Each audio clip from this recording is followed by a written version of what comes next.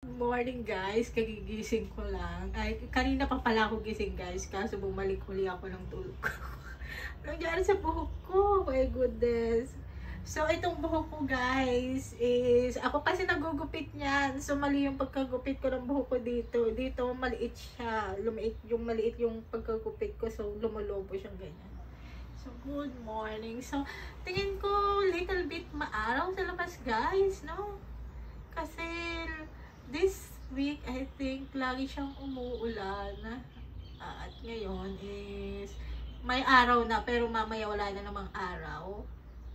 Tapos, ganyan. Narag tayo guys, kagigising ko lang. So, may nilalaro pala akong games na mag-gain ka daw ng pera pag na-achieve mo yung $10. So, nilalaro ko siya, my goodness. More than ilang days ko siyang nilalaro guys. Talagang puyatan talaga ang paglalaro ng games. Kasi, pag nag-stop ka kasi maglaro ng games, yung level mo is bababa. Nasa level 50 ako. Tapos, pag hindi ako naglalaro ng games is yung level ko is tumataas, nagiging 100, 150, mga ganun. So, dapat nasa first place ka talaga ng games, guys. So, ayan. Alisin natin yung charger dito. Good morning. So, ngayon, guys, is gigising na tayo. Kasi alas 6 na. Alas 6 na ng umaga rito. Alas 7 na. Ayoko nang hindi gumigising ng tanghali, guys. Kasi pag gumising ako ng tanghali, tinatamad na ako. On lang natin mga ilaw, yan.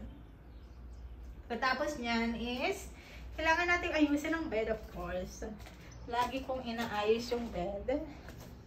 Pagkagising ko, pero kunin natin tong charger, yung saksakan.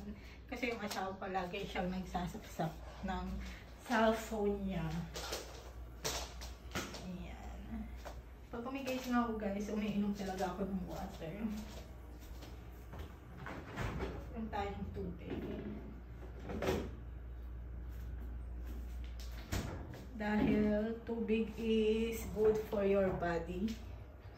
Pag umaga, no, kailangan mong ma-hydrate ng water.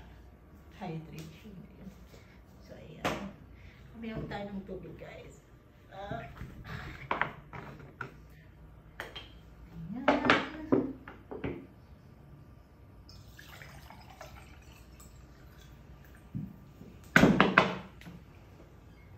Ang tubig guys, maganda sa katawan every morning. Dapat talaga umiinom ng water.